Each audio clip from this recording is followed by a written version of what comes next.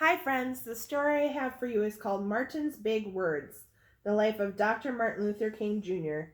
by Doreen Rappaport and illustrated by Brian Collier.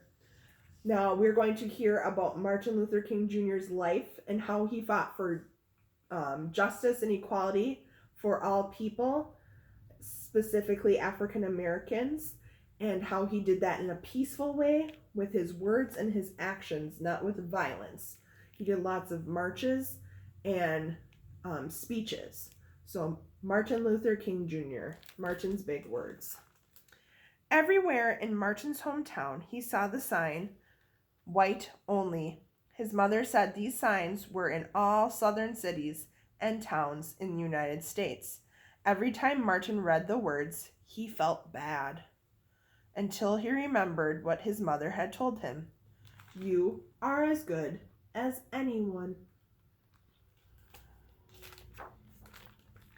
In church, Martin sang hymns. He read from the Bible.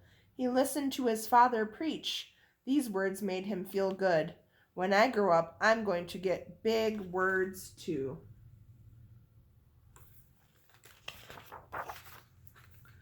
Martin grew up. He became a minister like his father, and he used the big words he had heard as a child from his parents and from the Bible.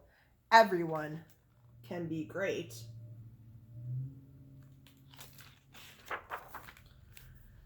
He studied the teachings of Mahatma Gandhi. He learned how the Indian nation won freedom without ever firing a gun. Martin said love when others said hate. Hate cannot drive out hate. Only love can do that.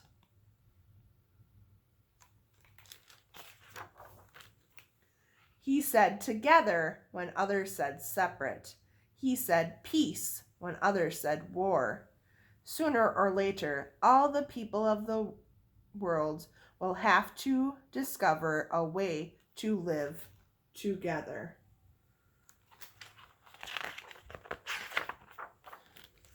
In 1955, on a cold December day in Montgomery, Alabama, Rosa Parks was coming home from work. A white man told her to get up from her seat on the bus so he could sit. She said no and was arrested. Montgomery's black citizens learned of her arrest. It made them angry. They decided not to ride the buses until they could sit anywhere they wanted to. For 381 days, they walked to work and school and church. They walked in rain and cold and in blistering heat. Martin walked with them and talked with them and sang with them and prayed with them until the white city leaders had to agree they could sit anywhere they wanted.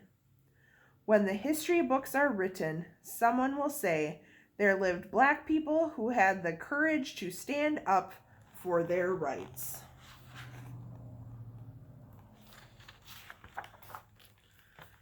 In the next 10 years, black Americans all over the South protested for equal rights. Martin walked with them and talked with them and sang with them and prayed with them. White ministers told them to stop. Mayors and governors and police chiefs and judges ordered them to stop, but they kept on marching. Wait, for years I have heard the word wait. We have waited more than 340 years for our rights.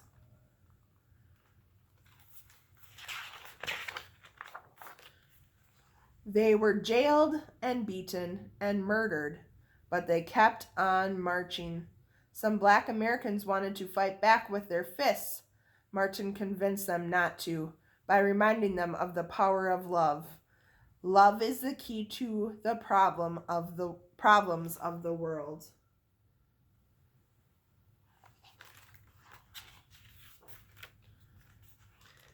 Many white Southerners hated and feared Martin's words.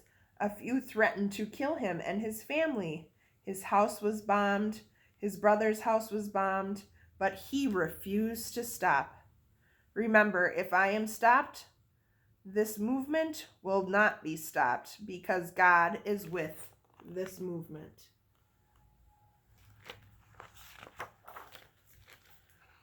The marches continued. More and more Americans listened to Martin's words. He shared his dreams and filled them with hope. I have a dream that one day in Alabama, little black boys and black girls will join hands with little white boys and white girls as sisters and brothers. After 10 years of protests, the lawmakers in Washington voted to end segregation. The white-only sign in the South came down.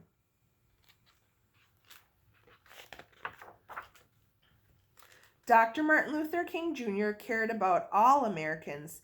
He cared about people all over the world, and people all over the world admired him. In 1964, he won the Nobel Peace Prize. He won it because he taught others to fight with words, not fists. Martin went wherever people needed help. In April 1968, he went to Memphis, Tennessee. He went to help garbage collectors who were on strike. He walked with them and talked with them and sang with them and prayed with them. On his second day there, he was shot and he died. His big words are alive for us today. The end. It's sad that someone didn't like him and thought the best way to take care of it was by hurting him. That was a very sad choice. But Martin Luther King Jr.'s words still live with us today, and some of the things Miss H said in the book were things that he said. So we can remember Martin Luther King Jr. and how he fought for change in our world.